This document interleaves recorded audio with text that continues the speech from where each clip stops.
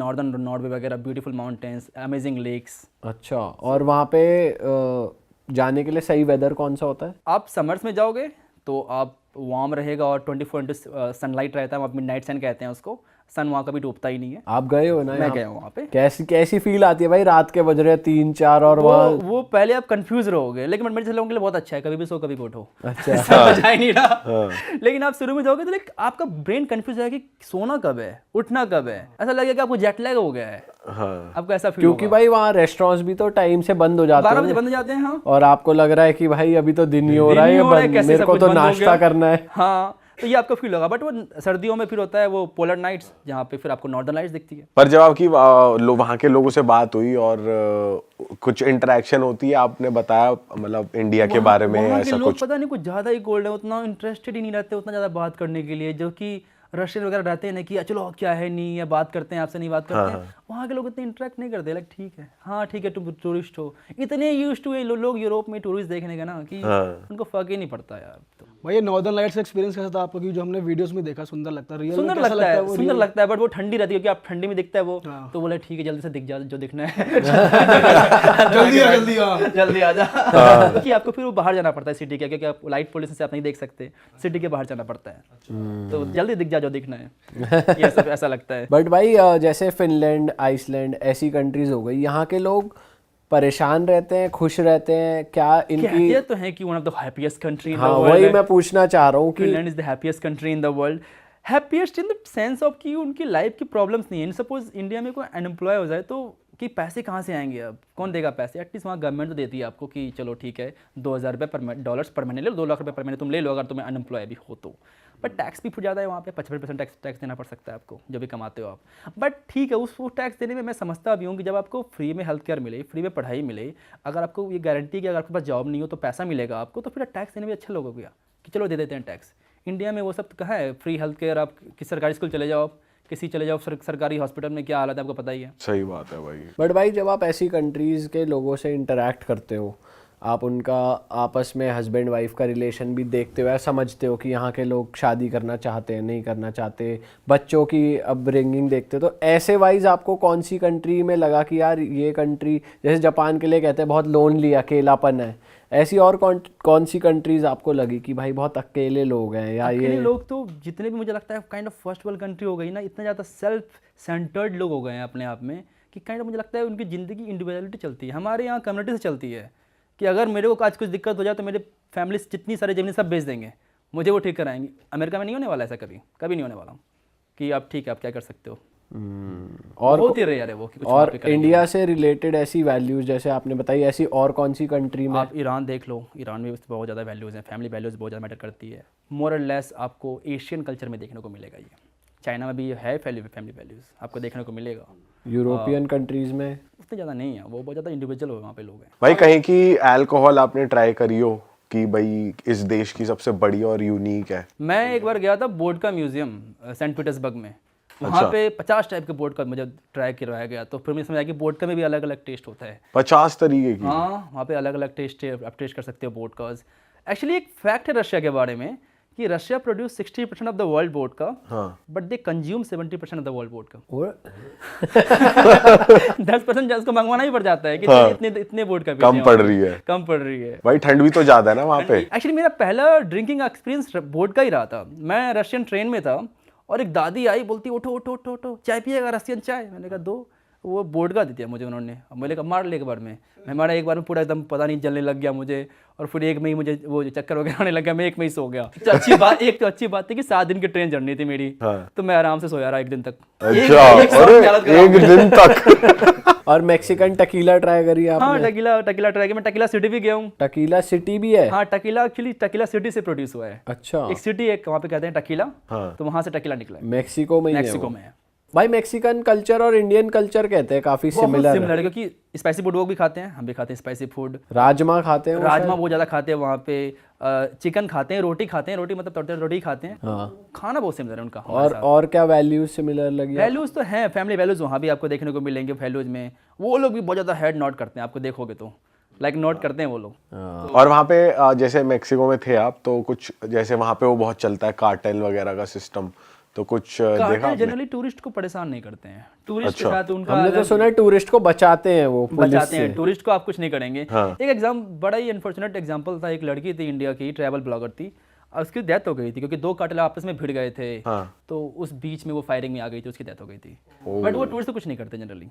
भाई और आपने वर्ल्ड में जैसे इंडिया का हिंदू कल्चर हमने सुना है बाली में आपको देखने को मिलता है, ऐसा और कौन सी जैसे आपने बताया कि सूरीनाम में दिख जाएगा आपको, गयाना में दिख जाएगा, और कहाँ मॉरिशस में दिख जाएगा, मॉरिशस में, फिजी में दिख जाएगा, और भी किसी कंट्री में जैसे रशिया में कहते हैं बहुत लोग आजकल। रशिया में एक्चुअली वो हो रहा है, पूरा हिंदुइज्म नहीं, किसी की ये सब कंट्री पूरा हिंदुइज्म मानती है, बट रशिया में एक सेक्टर जो इस्कॉन वाला पार्ट है, सिर्फ जो कृष्णा को मानते हैं वो लोग। अच्छा। एक तो वो उन्होंने स्टार्ट कर दिया है अभी। रशिया में आपको बहुत सारे यूरोपियन कंट्रीज में देखने को मिल जाएगा क्या कि लोग आते कि हैं, लोग हरे राम हरे कृष्णा कर रहे हैं और बड़ी बड़ी एकदम उन्होंने मूर्ति बना रखी है, उसको फॉलो कर रहे हैं। ओ भाई ऐसी कौन सी कंट्री है जहाँ पर आप जाना रिग्रेट करते हो, मतलब आप बेकार ही गए, आपको बिल्कुल मजा नहीं, ऐसा रिग्रेट तो नहीं है, मुझे एक बार तो हर जगह जाकर देखना ही था, अच्छा। लेकिन मैं वापस से बहुत सारी कंट्री नहीं जाना चाहूंगा अनलेस एंड उनमें से आपको कौन सी country आती पैसे है? मुझे नहीं मिले। पैसे भी देने पड़ेंगे आपको वहाँ जाने के लिए, और सारा खर्चा भी, तभी जाऊंगा सारी कंट्रीज में, ऐसे नहीं जाऊंगा। कौन सी है वो? Example Djibouti. भाई जिबूटी कौन सी कंट्री है, कहाँ पड़ती है ये जिबूटी है हॉर्न ऑफ अफ्रीका में, इजिप्ट और सूडान के आसपास है वो, कि एक छोटी सी टाइनी सी कंट्री है, बट वहाँ पे मिलिट्री बेस बहुत सारे हैं, सारे देश के वहाँ पे मिलिट्री बेस आपको मिल जाएंगे। वो देश मिलिट्री बेस के लिए बना हुआ है, यूएस की मिलिट्री बेस है, चाइना की मिलिट्री बेस है, फ्रांस की है, यूके की है, सबकी मिलिट्री बेस आपको वहाँ पे मिल जाएगी। तो उसकी वजह से लोग वहाँ पे थोड़े हॉस्टाइल हो रखे हैं, बिल्कुल भी पसंद नहीं करते टूरिस्ट को। आप जाओगे रोड पर लेके चिल्लाएंगे, हे जा यहाँ से, जा यहाँ से, ऐसे कुछ बोलने लग जाएंगे। इतना मेरा बुरा एक्सपीरियंस रहा उस देश के अंदर। मैं गया था, रहूँगा 1 हफ्ते, मैं सुबह पहुँचा हूँ, शाम को चलो छोड़ो इस देश को, मैं निकल रहा हूँ इस देश से। अच्छा। मैं क्या जाता हूँ इस देश से, हो गया मेरा। इतने बुरे लोग मिले वहाँ पे, फिर मैंने कहा चलो ठीक है, मुझे इस देश में रहना ही नहीं है। भाई जैसे आपने एक वो सिटी बताई थी जहाँ सब कुछ वाइट है, हाँ। ऐसी और कौन सी कंट्रीज या सिटीज है जिनके अलग ही रूल्स हैं या अलग ही माहौल है? एक कंट्री है एरित्रिया है, वो भी जस्ट जिबूटी के नॉर्थ में है। वो कंट्री 90s 50s 60s में जी रही है। उस देश में आई थिंक दुनिया की इकलौती ऐसी कंट्री है जहाँ पर इंटरनेट नहीं है। अच्छा। आज के ज़माने में इंटरनेट नहीं है। दुनिया में इकलौती ऐसी कंट्री है जहाँ पर मोबाइल डाटा नाम की कोई चीज़ होती ही नहीं है। फ़ोन डाटा होता ही नहीं है, सिम कार्ड में फ़ोन डाटा नेटवर्क मिलता ही नहीं है। ऐसा क्यों है भाई उस देश क्योंकि में? वो एकदम अलग ही रह रहे हैं, 50-60 साल पीछे रह रहे हैं। बट वहाँ वो पे- अवेयर है कि ये चीजें एग्जिस्ट करती हाँ, हैं? उनको पता है, वो सब पता अवेयर है? एग्जिस्ट करती है। हाँ। उनको पता है कि दुनिया के बारे में चीज़ें हैं। आपको छोटे छोटे कैफेज मिलेंगे जहाँ पे इंटरनेट मिलेगा, आपको चलना पड़ेगा, आपको वाईफाई वगैरह का कोई सुविधा नहीं है, आपको चलना पड़ेगा 1 किलोमीटर जाकर फिर कैफेज मिलेंगे। अच्छा। आप लॉग इन करोगे, इतना स्लो स्पीड, व्हाट्सएप मैसेज आने में लगता है 25 minute, text message. Text message. Internet का तो वो लोग, आधे लोग तो इंटरनेट जानते ही नहीं क्या होता है इंटरनेट। तो वो इस तरीके से क्यों जीना चाहते हैं, उनको उसमें मजा आ रहा है? वहाँ पे डिक्टेटरशिप है, वहाँ पे तानाशाही है, और तानाशाह चाहता है कि ऐसे लोग जिए। और जैसे टूरिस्ट जाते हैं तो उन्हें डर नहीं है कि टूरिस्ट आके बताएंगे तो लोग प्रोटेस्ट इसलिए तो करेंगे? बहुत डिफिकल्ट वीजाज हैं इन सब कंट्रीज का, आपको बड़े मुश्किल से मिलता है, कभी कभी बिना मतलब का रिजेक्ट कर देंगे, बिना पूछे सोचे समझे। बट मैं लकी था कि मुझे मिल गया और मैं चला गया। और इनकी रिक्वायरमेंट क्या होती है? जैसे कई कंट्रीज मांगती है कि स्टे दिखाओ, फ्लाइट दिखाओ, बैंक बैलेंस दिखाओ, ये लोग ये क्या सब मांग? कंट्रीज की कोई रिक्वायरमेंट नहीं है। कंट्रीज में क्या होता है कि आप एक लोकल बंदा ढूंढो, वहाँ पे लोकल बंदा आपके बिहार पे वीजा अप्लाई करेगा कि इस बंदे को मैं जानता हूँ, ब्ला ब्ला ब्ला, कैसे जानता हूँ नहीं जानता हूँ, या तो फिर कोई टूर एजेंसी है, एंड देन आपको वीज़ा मिलेगा। आपका वहाँ पे था कोई दोस्त? वहाँ पे एक टूर एजेंसी वगैरह से आप कांटेक्ट करके मैंने गया था मैं, तो same Gilgit Turkmenistan, same here. और वो देश बड़ा है या छोटा? बहुत छोटा सा देश है, और 1970s में रह रहा है, सारी पुरानी गाड़ियाँ हैं, लोग साइकिल पे चला रहे हैं, साइकिल वहाँ का मेन पब्लिक ट्रांसपोर्ट है। But at the same time मुझे ना अच्छा लगा कि वहाँ पे ना बच्चे शाम को फुटबॉल खेल रहे हैं, ना कि अपने फ़ोन में गेम खेल रहे हैं। ये भी देख के अच्छा लगा कि वहाँ पे कम्युनिटी बनी हुई है कि रोज़ शाम को सब साथ पैदल जा रहे हैं, सब कुछ फ़ोन में नहीं घुसे हुए हैं। आप चलो मेट्रो में जाकर देखो, सब स्क्रॉल कर रहे हैं, टिकटॉक या जो भी कर रहे हैं।